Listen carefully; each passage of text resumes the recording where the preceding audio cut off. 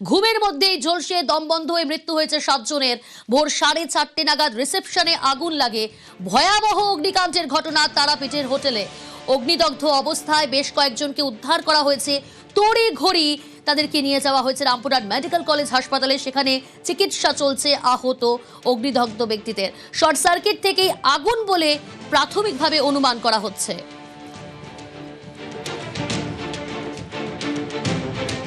দুই প্রতিনিধি আমার সঙ্গে সরাসরি রয়েছে। যে হোটেলে আগুন লাগে, জ্যোতিগৃহ হোটেল, ঠিক তার সামনে থেকে রয়েছে রৌনক। অপর প্রতিনিধি অক্ষয় রয়েছে হাসপাতাল থেকে। আমি প্রথমে রৌনক তোমার কাছে আসবো।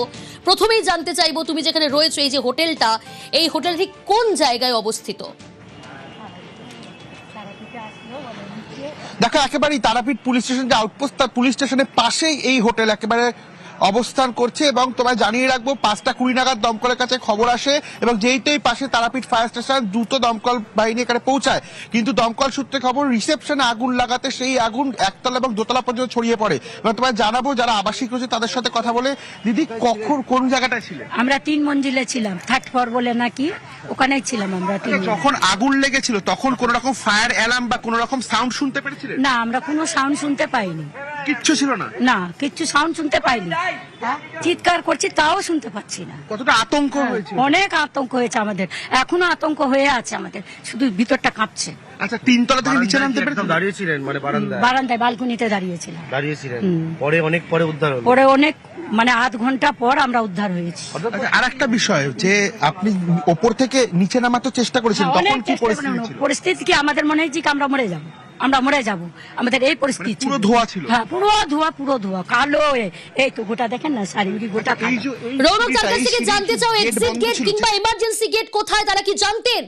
নিয়ে এসছে, তারাই বলতে পারবে ও কথা, আমরা বলতে পারবো না ওটা।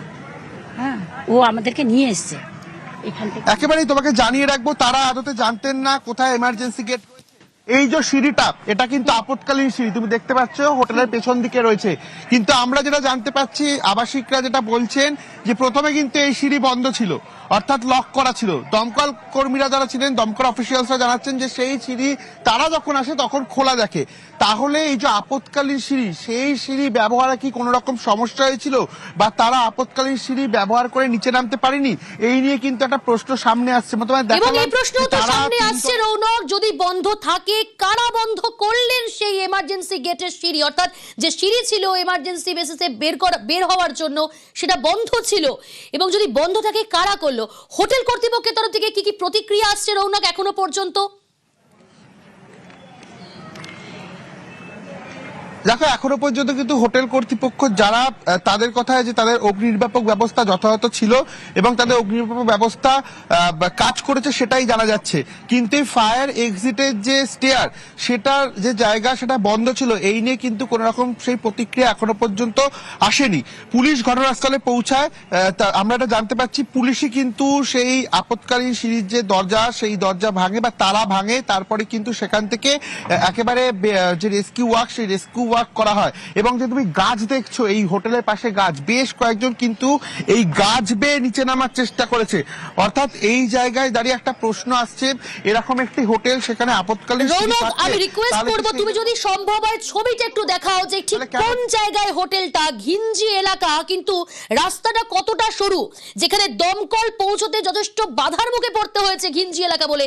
যদি সম্ভব হয় একটু রাস্তাটা দেখাও, ঠিক কোন জায়গায় হোটেলটা, রাস্তাটা কতটা সরু। বীরভূমের এসপি তিনি নিজে ঘটনাস্থলে রয়েছে এবং যে এলাকা, সেই এলাকা কর্ডন করার কাজ চলছে।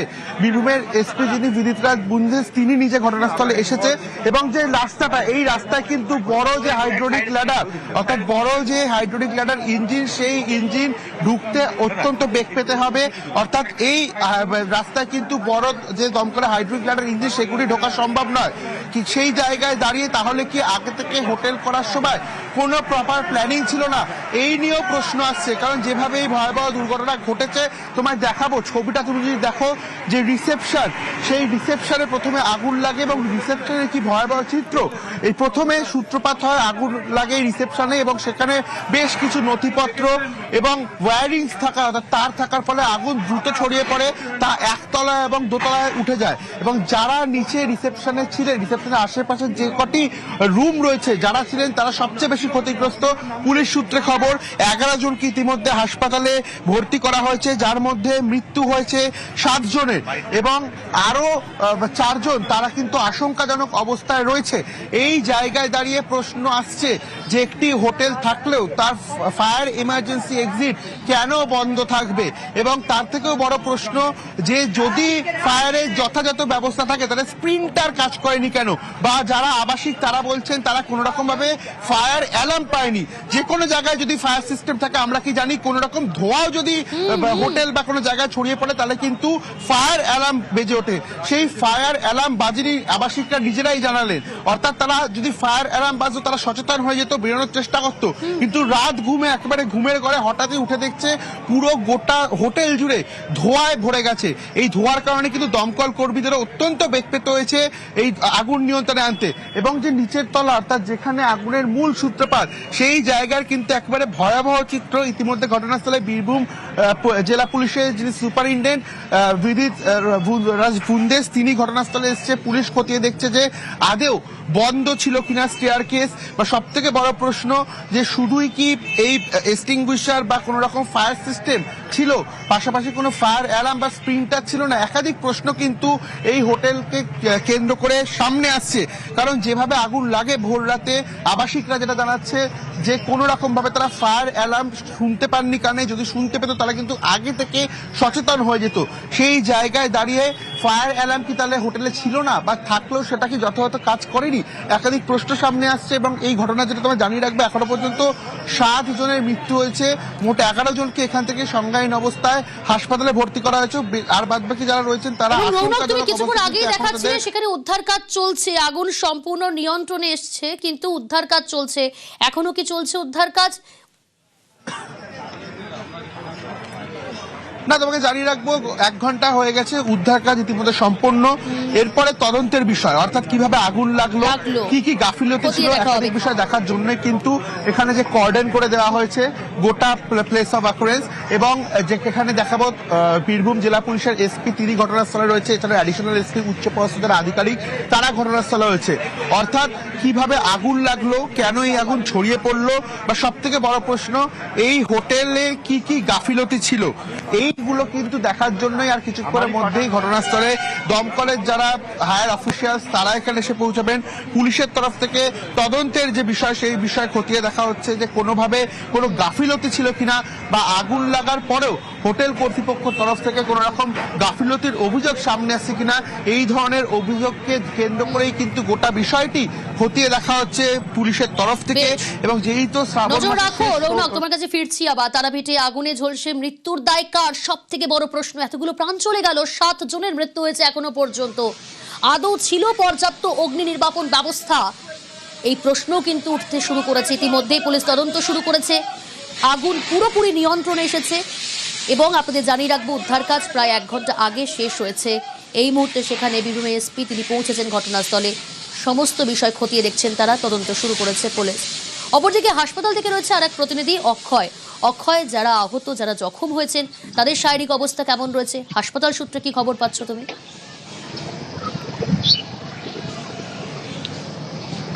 দেখো, তোমাকে জানিয়ে রাখি আজ সকালে মোট 11 জনকে উদ্ধার করে দমকল।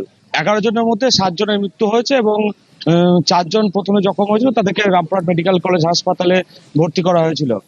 2 জনের এই মুহূর্তে ছুটি হয়েছে এবং 2 জন আশঙ্কাজনক অবস্থায় রামপুরহাট মেডিকেল কলেজ হাসপাতালে চিকিৎসাধীন আছে। কিছুক্ষণ আগে একজন শিশু সহ আরো 5 জনকে আনা হলো রামপুরহাট মেডিকেল কলেজ হাসপাতালে, সেখানে তাদের চিকিৎসা চলছে এই মুহূর্তে। তাহলে মোট কতজন হলো? যে 2 জন এখন ভর্তি আছে তাদের কিন্তু অবস্থা আশঙ্কাজনক।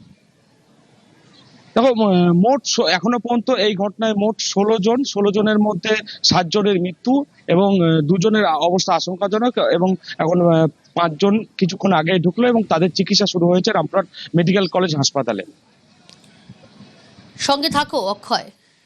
হাসপাতালে এখনো পর্যন্ত 16 জনকে নিয়ে আসা হয়, তার মধ্যে 7 জনের মৃত্যু হয়, 2 জনের অবস্থা অত্যন্ত সংকটজনক, এবং আরো 5 জন তারা হাসপাতালে কিন্তু ভর্তি রয়েছেন। তারাপীঠের হোটেলে বিধ্বংসী আগুন, ঘুমের মধ্যে ঝলসে দমবন্ধ মৃত্যু হয় 7 জনের। ভোর 4:30 নাগাদ আগুন লাগে। শর্ট সার্কিট থেকেই আগুন বলেই প্রাথমিকভাবে অনুমান। রিসেপশন দিয়ে বেরোতে গিয়ে অগ্নিদগ্ধ হন অনেকেই। এমার্জেন্সি এক্সিট গেটে তালা বলে অভিযোগ।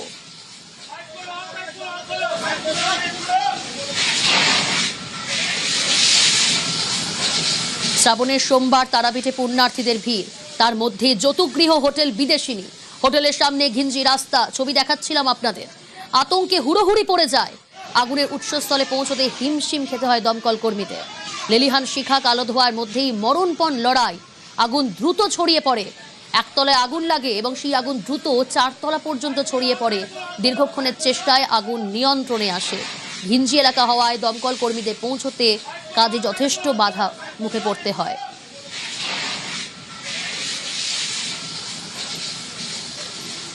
তারাপীঠে বিদেশনী লজ করে একটা লজ আছে, ওখানে সকালবেলা একটা আগুনের ইনসিডেন্ট হয়েছিল। ওখান থেকে মোট 11 জনকে পুলিশ, দমকল और বাকি লোকের সহযোগিতায় উদ্ধার করে রামপুরহাট কলেজ পাঠিয়েছে, মেডিকেল হসপিটাল পাঠিয়েছে। এখান থেকে একজনকে ট্রিটমেন্ট করে ডিসচার্জ করেছে और একজন পেশেন্টকে হসপিটাল থেকে অন্য হসপিটালে শিফট করা হয়েছে, উনিও সুস্থ আছেন। বাকি और 2 জন চিকিৎসাধীন আছেন এন্ড 7 জনকে হসপিটাল কনফার্ম ডেথ ঘোষিত করেছে। আইডেন্টিটি এন্ড বাড়ি কোথায় আছে সেটা আমরা খোঁজ নিচ্ছি। হোটেল মালিক তিনি কি বলছেন শুনবো।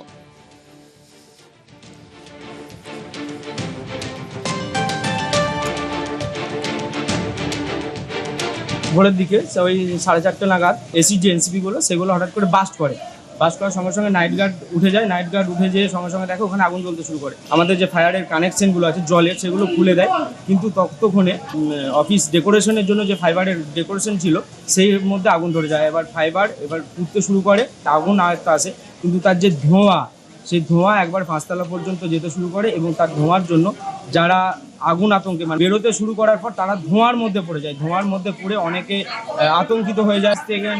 যে আলাদা গেট আছে আরেকটা, সেটা খুঁজে পায় না, কারণ সবাই অন্ধকার হয়ে গিয়েছে, কালো মেন মিটার নামিয়ে দেওয়া হয়েছে, তারা কোন দিকে রাস্তা সেটাও জানে না। খুঁজে না পাওয়ার জন্য তারা রিসেপশন দিয়ে বেরোনোর চেষ্টা করে, তখন অনেকে আগুনে ঝলসে যায়, পুড়ে যায়। তারাপীঠের বিপর্যয়, আগুনে ঝলসে 7 জনের মৃত্যুর দায় কার? আদৌ ছিল পর্যাপ্ত অগ্নি নির্বাপন ব্যবস্থা, নাকি মুনাফার লোভে বেনিয়মের কারবার? হোটেল বিদেশিনীর ফায়ার লাইসেন্স ছিল কিনা খতিয়ে দেখছে পুলিশ। দমকল, দোষ প্রমাণ, কঠোর ব্যবস্থা। নিউজ 18 বাংলা এক্সক্লুসিভ প্রতিক্রিয়া দমকল প্রতিমন্ত্রীর। ধোঁয়া আছে এখনো পর্যন্ত যা খবর পাচ্ছি, যারা আহত আছেন তাদেরকে হসপিটালে ভর্তি করা হয়েছে। তদন্ত হবে কিভাবে সেটা হলো, একটু পরে সেটা বলা যাবে। আগুন নেই কিন্তু ধোঁয়া আছে প্রচুর, সে কারণে অনেক সময় আমার রেস্কিউর কাজ করতে খুব অসুবিধাও হচ্ছে। ফায়ার ফাইটাররা তারা ল্যাডার দিয়ে উপরে উঠে বা মই দিয়ে উপরে উঠে চেষ্টা করছে কাজ করা। এত অপরিকল্পিত ভাবে তারাপীঠের বিভিন্ন জায়গায় হোটেল তৈরি হয়েছে, সেটা আমরা দীর্ঘদিন ধরে এই ভয়টা পাচ্ছিলাম যে কোনো মুহূর্তে একটা বড় ইনসিডেন্ট ঘটতে পারে। সেটা হলো দিল্লি এলাকায় কারা এদের পারমিট দিচ্ছেন, কারা হোটেল করার পারমিশন দিয়েছেন, সব বিষয়গুলো এবার সামনে আসবে।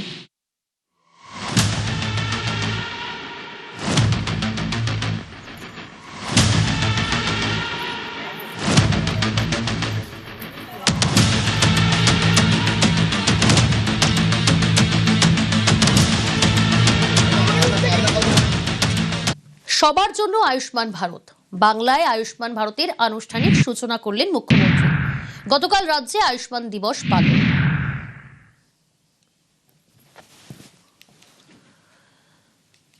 গতকালই আয়ুষ্মান দিবস পালন। সবার জন্য আয়ুষ্মান ভারত, বাংলায় আয়ুষ্মান ভারতের আনুষ্ঠানিক সূচনা করলেন মুখ্যমন্ত্রী শুভেন্দু অধিকারী। যারা আয়ুষ্মান ভারতে যুক্ত হলেন, এই পরিবারের সংখ্যা হচ্ছে 1,43,00,000। এর বাইরে যারা থাকলেন 80 লক্ষ পরিবার, তাদেরকে আমরা মুখ্যমন্ত্রী স্বাস্থ্য বীমাতে আনলাম। সুবিধা কি? এবার থেকে পশ্চিমবঙ্গে 1240টি বেসরকারি আর 627টি সরকারি হসপিটালে আপনারা এই দুটো সুবিধাই একসঙ্গে পাবেন। 70 বছর ঊর্ধ্ব নাগরিক তারা সকলে এই সুযোগ পাবেন। আজকে যে দুটো স্কিম চালু হলো, এটা ভারতবর্ষের 38,604টি হসপিটালে আপনারা সুবিধা পাবেন, অর্থাৎ আসমুদ্র হিমাচল এই বেনিফিট আপনারা গ্রহণ করবেন। বিগত সরকারের যে স্কিম, সেটা তো 1700 আইটেমের উপরে চিকিৎসা পেতেন, এটা তো গোটা ভারতে পাবেন। তার সঙ্গে আরো 250টা বাড়িয়ে 1950টা স্কিম এর মধ্যে যুক্ত হয়েছে। এমনকি ডক্টর মুখার্জি আমাকে না বলেছেন বলতে তবুও বলছি, আপনার নি হিপ রিপ্লেসমেন্টও আয়ুষ্মান ভারত মুখ্যমন্ত্রী স্বাস্থ্য বীমা যোজনাতে আপনারা পাবেন। আসুন সবাই মিলে আয়ুষ্মান মন্দির তৈরি করে পশ্চিমবঙ্গের জনগণকে ভালো রাখি। আয়ুষ্মান ভারত প্রকল্পের সুবিধা পেয়ে প্রাপকরা কি বলছেন শোনাবো আপনাদের।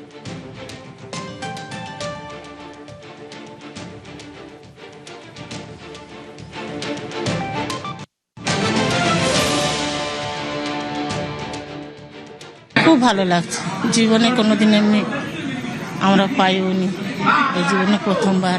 স্বাস্থ্যসাথী ছিল আপনাদের? হ্যাঁ ছিল, কিছু কাজ হতো না? কিছু কাজ হতো না, এটা দিয়েছে, ভগবানের আশীর্বাদে কাজ হবে আমাদের, আমরা এবার ভালো করে সুরক্ষায় থাকবো। আমার আগে স্বাস্থ্যসাথী কার্ডই ছিল, তা এখন কাজ সেরকম আমি পেয়েছি বলে তো আমার মনে হচ্ছে না। মাননীয় মুখ্যমন্ত্রী সৌজন্যে যে আমি এইখানে এসেছি বা এই সমস্ত পরিষেবাগুলো সব পেলাম, আমার খুব ভালো লাগলো এবং ভবিষ্যতেও আমার সাহায্য হবে বা সহায়তা হবে, আমার পরিবারের অনেক সুবিধা হবে। বিভিন্ন জেলায় আয়ুষ্মান ভারতের সুবিধা পেয়ে খুশি উপভোক্তারা, যেমন বাঁকুড়ায় রাজ্যে প্রথম আয়ুষ্মান ভারতের উপভোক্তা। কোতলপুরে নার্সিংহোমে ভর্তি শুভদীপ হালদার, কয়েকদিন ধরে জ্বরের সমস্যায় ভর্তি শুভদীপ। আয়ুষ্মান প্রকল্পে বিনামূল্যে চিকিৎসা পাচ্ছেন শুভদীপ। গতকাল থেকেই রাজ্যে চালু হয়েছে আয়ুষ্মান ভারত। আয়ুষ্মানের মাধ্যমে নার্সিংহোমে ভর্তি হতে পেরে খুশি রোগী।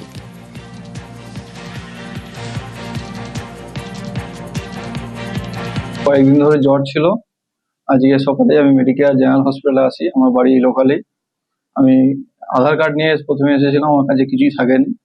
আধার কার্ড নিয়ে এসে এখানে দেখা হলো স্বাস্থ্যসাথী কার্ড বা আয়ুষ্মান ভারত যেটা আজ প্রকল্প চালু আজ থেকে, প্রধানমন্ত্রীর যে জনকল্যাণ পরিষেবামূলক যে পরিষেবা, সেই কার্ডেই আমার আজকে ভর্তি হয়েছে এখানে। খুবই ভালো লাগছে।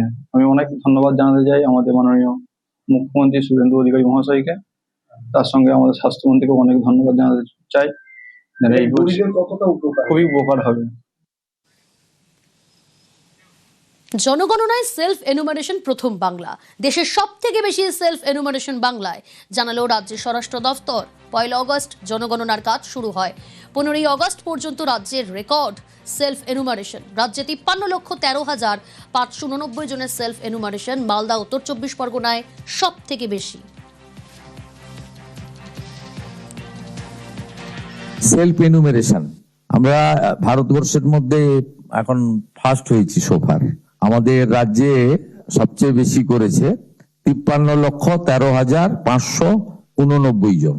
আমাদের কমপ্লিশন রেট হচ্ছে 93.84, আমরা ইন্ডিয়ার মধ্যে হাইয়েস্ট।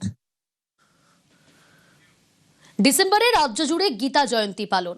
বালিগঞ্জে ভারত সেবাশ্রমের সাধু সন্তদের সঙ্গে সাক্ষাৎ। সন্ত সমাজের প্রতিনিধিদের সঙ্গে বৈঠক শুভেন্দু অধিকারীর। বৈঠকে ছিলেন কার্তিক মহারাজ, জ্ঞানদানন্দ মহারাজ সহ অনেকেই। ডিসেম্বরে রাজ্য জুড়ে গীতা জয়ন্তী পালন। বালিগঞ্জে ভারত সেবাশ্রমের সাধু সন্তদের সঙ্গে সাক্ষাৎ মুখ্যমন্ত্রী শুভেন্দু অধিকারীর। তাদের সঙ্গে বৈঠক করলেন। বৈঠকে ছিলেন কার্তিক মহারাজ, জ্ঞানদানন্দ মহারাজ সহ অনেকেই।